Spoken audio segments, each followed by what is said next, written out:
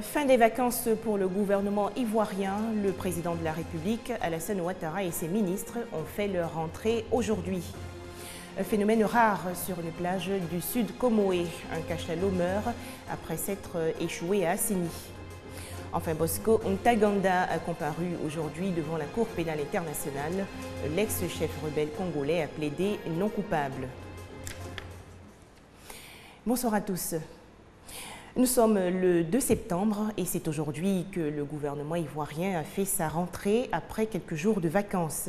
Ce conseil des ministres a été présidé par le chef de l'État Alassane Ouattara au palais présidentiel. Le président de la République qui annonce que toutes les dispositions sont prises pour que la campagne et l'élection présidentielle se déroulent dans un climat de paix et de sécurité. Et toujours concernant la présidentielle 2015, je vous donne lecture d'un communiqué du Conseil constitutionnel. Le président du Conseil constitutionnel, Mamadou Koné, invite M.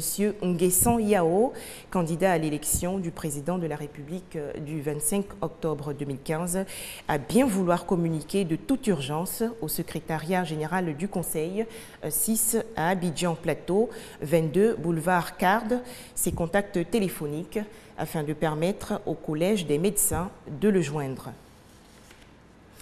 Un tout autre sujet à présent. On entend beaucoup de choses négatives sur l'huile de palme. Elle est accusée d'être mauvaise pour la santé, de contenir beaucoup de mauvaises graisses. Il n'en est rien, répond le Fonds interprofessionnel pour la recherche et le conseil agricole. Ces experts participent à un atelier du 1er au 4 septembre prochain dans la commune de Grand Bassam. Objectif, élaborer une stratégie de communication appropriée pour promouvoir l'huile de palme. Largement utilisée dans l'industrie agroalimentaire, l'huile de palme a mauvaise presse, surtout en Europe. Elle fait l'objet d'une véritable campagne de dénigrement systématique depuis quelques années. Il lui est reproché de contenir 50% de matières grasses saturées impropres à la consommation humaine. Il considère qu'elle contient des produits nocifs pour la santé, qui est source également de diabète, et qui peut créer beaucoup de problèmes cardiovasculaires. Et qui plus est, c'est une huile, d'après eux, qui est produite par un arbre qui s'appelle le palmier à huile, dont la culture détruit la forêt et donc est un danger également pour l'environnement. L'huile de palme, selon les experts du FIRCA, le Fonds interprofessionnel pour la recherche et le conseil agricole, est concurrencée par d'autres types d'huiles végétales comme l'huile de soja, d'arachide et de tournesol, produites majoritairement en Europe. Cette campagne de dénigrement vise donc à les positionner au détriment de l'huile de palme. En initiant cet atelier, le FIRCA veut élaborer une stratégie de communication pour réduire les effets néfastes des attaques contre l'huile de palme. Nous sommes aujourd'hui le deuxième pays producteur africain de l'huile de palme, le premier pays africain exportateur de l'huile de palme. C'est inconcevable que nous restons là à ne rien dire. Regardez par exemple, dans certains supermarchés, on met 100 produits huile de palme. Nous distribuons à peu près 50 milliards aux petits producteurs et la première et la deuxième transformation font un chiffre d'affaires un peu plus de 500 milliards. Vous voyez, c'est beaucoup d'investissements. L'huile de palme rouge non raffinée ni traitée est considérée comme l'aliment naturel le plus riche en vitamine A. Elle en contient environ 15 fois plus que la carotte. Elle a également des vertus anti-rides et elle est très utilisée en Occident dans les cosmétiques, notamment les fonds de teint. Des précisions de Herman Niamia. Toujours dans le sud Comoé, les populations d'Assini ont eu récemment une grosse surprise. Une baleine de type cachalot et en état de décomposition avancée a échoué sur la plage, causant des désagréments. Le ministère de l'Environnement, de la Salubrité urbaine et du Développement durable a déployé une équipe pour enlever la carcasse de l'animal. Le cadavre de ce mammifère des océans de plus de 11 mètres de long et pesant entre 8 et 10 tonnes gisait sur cette plage d'Assini, aux abords du village de Mangouassi, depuis le 21 août 2015, date à laquelle il s'est échoué à cet endroit. Le cétacé en décomposition avancée causait des désagréments aux usagers et aux populations riveraines. Ce lundi 31 août 2015, les équipes du Centre ivoirien anti-pollution CIAPOL se sont déployées pour l'opération d'enlèvement de ce géant des mers. Après plusieurs heures, l'opération s'est finalement achevée avec succès aux alentours de 21h30 ce même jour. La carcasse de l'animal a donc été enlevée et ensevelie et la plage a été assainie avec le concours des populations, mais surtout d'une imposante pelleteuse. Nous avons creusé une fosse et nous avons mis la baleine dedans. Je pense que la population riveraine des plages d'Assini peut vaquer à leur occupation et respirer de l'air frais. Les riverains soulagés par cette opération d'enlèvement ont exprimé leur satisfaction. Ils sont contents parce qu'il y avait trop le dollar qui nous donnait. Le cachalot est une sorte de grande baleine à dents dont la taille en fait le plus grand carnivore du monde. Il peut peser jusqu'à 16 tonnes. Les causes de l'échec de cet animal sur la plage d'Assini demeurent inconnues. Mais selon les experts sur place, le cétacé aurait pu être piégé par la baisse de la marée lors d'une partie de chasse. Un commentaire de Moussa Konaté. Des cas de grippe aviaire détectés en Côte d'Ivoire, notamment au marché de volailles de Koumassi. Le pays prend des mesures drastiques et élabore un plan de lutte contre la maladie. Et pour une meilleure maîtrise par les consommateurs ivoiriens des risques et moyens de lutte relatifs à ce virus, le ministère des Ressources animales et halieutiques a organisé un atelier de formation à l'intention des journalistes. Un autre communiqué, cette fois en provenance du ministère du Commerce. Le document est libellé comme suit. Depuis le 27 juillet 2015, certains agents du ministère du Commerce, suite à un préavis de grève déposé par le syndicat national des agents du ministère du Commerce, observent un arrêt de travail. Cet arrêt de travail, initialement prévu pour 3 jours, a été reconduit le 30 juillet 2015 pour une période illimitée. Le ministre du Commerce, Jean-Louis Billon, exhorte tous les agents à reprendre le travail au plus tard ce lundi 7 septembre 2015 à 7h30. Dans l'actualité nationale également, des réflexions sur la recherche doctorale. Un séminaire a été organisé aujourd'hui par l'unité opérationnelle de l'Institut pour les ressources naturelles en Afrique de l'Université des Nations Unies. Les explications de Franck Quadio. Un doctorant commentant un document visuel, une assistance et des enseignants attentifs.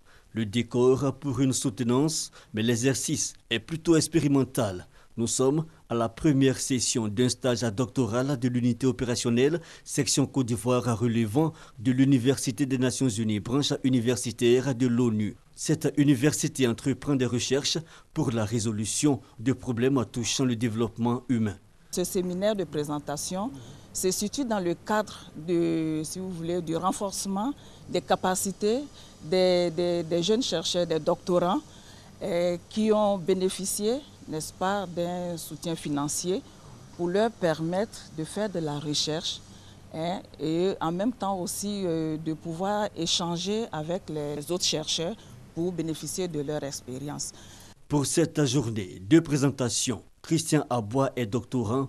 Il réfléchit sur l'efficacité économique de la pisciculture dans le sud-est ivoirien. À travers donc cette étude, nous avons montré qu'il y a un potentiel productif et un potentiel économique qui peut être réalisé si l'État intervient dans le secteur en encadrant donc les aquaculteurs à pouvoir gérer de façon efficace les ressources qui s'utilisent dans la production. Communication, échange, discussion. Le stage doctoral est ouvert aux ressortissants des États africains inscrits dans des programmes doctoraux. Il s'agit de fournir aux doctorants l'opportunité de réaliser des travaux sur des sujets liés à la gestion des ressources durables en Afrique. La présidentielle en Guinée-Conakry, les 8 candidats, dont le chef de l'État sortant Alpha Condé, ont été tous validés par la Cour constitutionnelle. Le premier tour du scrutin va se tenir le 11 octobre prochain. Bosco Ntaganda a plaidé non coupable devant la Cour pénale internationale. Le procès de l'ex-chef rebelle congolais s'est ouvert aujourd'hui à La Haye. Le Terminator, c'est son surnom, est accusé de 15 crimes de guerre et de 5 crimes contre l'humanité commis en 2002 et 2003 dans l'Est de la République démocratique du Congo. Alexis Ouedraogo. L'ex-rebelle congolais Bosco Ntaganda est ce matin devant la Cour pénale internationale. L'acte d'accusation du procureur décrit plusieurs crimes contre l'humanité et plusieurs crimes de guerre qu'aurait commis ce milicien de carrière entre le 6 août 2002 et le 27 mai 2003. Bosco Ntaganda et son groupe armé n'ont pas seulement terrorisé la population civile, ils ont également terrorisé leurs propres troupes, ils ont recruté et utilisé des enfants de moins de 15 ans pour leur guerre sanglante. L'ancien rebelle de 41 ans aurait joué avec ses troupes des forces patriotiques pour la libération du Congo un rôle central dans les violences ethniques et attaques menées contre les civils en Ituri, dans le nord-ouest de la RDC. Ils ont forcé ces enfants à tuer et les ont traités cruellement. Ils ont violé ces filles et les ont réduites en esclavage sexuel.